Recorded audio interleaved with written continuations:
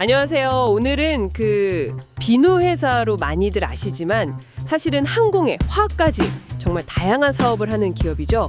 AK홀딩스에 대해 좀 깊이 들어가 볼까 합니다. 애경그룹의 컨트롤 타워라고 할 수 있는데 이 회사가 지금 어떤지 또 앞으로는 어떨지 여러분을 위해 핵심만 쏙쏙 뽑아보겠습니다. 네, 맞습니다. AK홀딩스는 여러 계열사들을 이렇게 조율하는 지휘자 같은 역할을 하는 거죠.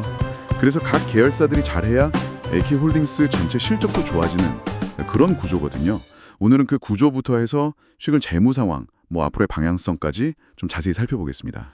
네, 그럼 먼저 AK홀딩스 아래에 어떤 회사들이 있는지부터 좀 볼까요? 이게 정말 다양하더라고요.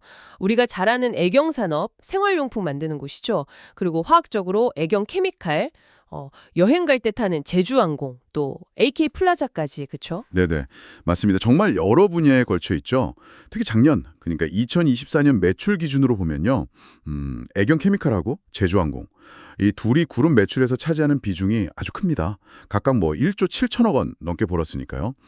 애경산업도 한 6,700억 원 정도로 중요하고요. 그러니까 화학, 항공, 생활용품, 유통 이렇게 다리를 여러 개 걸치고 있는 셈인데 약간 뷔페 같다고 할까요?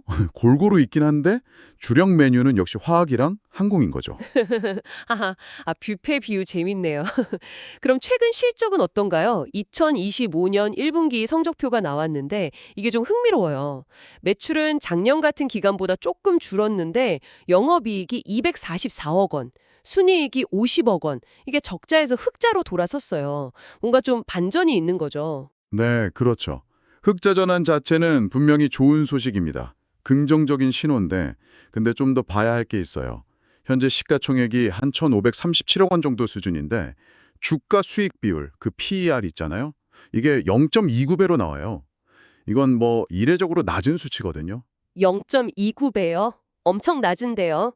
보통 PER 낮으면 저평가됐다고 하지 않나요? 네, 일반적으로는 그렇게 해석할 여지가 있죠. 근데 AK홀딩스 같은 경우는 핵심 사업인 화학이랑 항공업황 변동성이 워낙 크잖아요. 그래서 시장이 이 흑자 전환이 계속될 수 있을까? 여기에 대해 아직은 좀 물음표를 가지고 있다. 이런 신호로도 읽힐 수 있습니다. 그러니까 단순 저평가다. 이렇게 단정하기는 좀 신중해야 하는 거죠. 아, 그렇군요. 단순히 숫자만 볼 게 아니네요. 그럼 재무 쪽에서 또 하나, 배당은 어떤가요?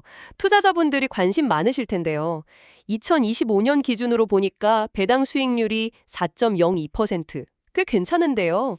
주당 배당금도 몇 년간 200원이었는데 다시 400원으로 올랐더라고요. 네. 지주회사들이 보통 계열사에서 배당금을 받아서 그걸로 또 주주들한테 배당을 하잖아요. 그래서 현금 흐름이 좀 안정적인 편이라 배당 정책도 비교적 꾸준히 가져가려는 경향이 있습니다. AK홀딩스도 최근에 배당금을 다시 올린 걸 보면 주주 환원에 좀 더 신경을 쓰겠다 이런 모습으로 볼 수 있겠죠. 이렇게 흑자 전환도 하고 배당도 늘리고 좋은 소식도 있지만 마냥 또 장밋빛만은 아닌 것 같더라고요. 그룹이 풀어야 할 과제들도 좀 있어 보이는데 특히 주력 사업 변동성 얘기가 계속 나오고요. 일부 계열사 판다더라 이런 구조조정 이야기도 꾸준히 들리고요. 항공이나 화학 같은 사업은 아시다시피 외부 환경, 예를 들어 유가나 환율, 국제정세 이런 거에 따라서 실적이 크게 왔다 갔다 할 수밖에 없어요. 이런 구조적인 약점을 좀 극복해야 하는 거죠.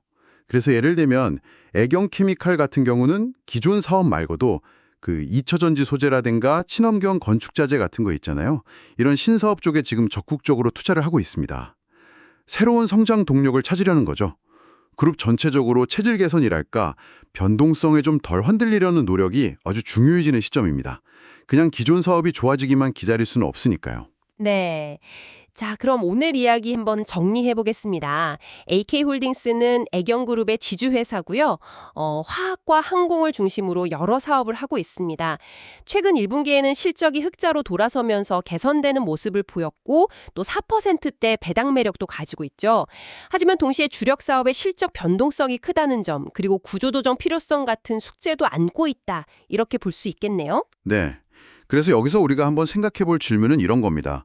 과연 이 최근의 실적 개선이나 또 굉장히 낮은 PER 그리고 신사업 투자 같은 움직임들이 AK홀딩스가 이제 본격적으로 재평가받는 그런 출발점이 될 수 있을까? 아니면 뭐 여전히 항공이나 화학 업황이라는 큰 파도에 좀 흔들리는 그런 상황이 계속될까?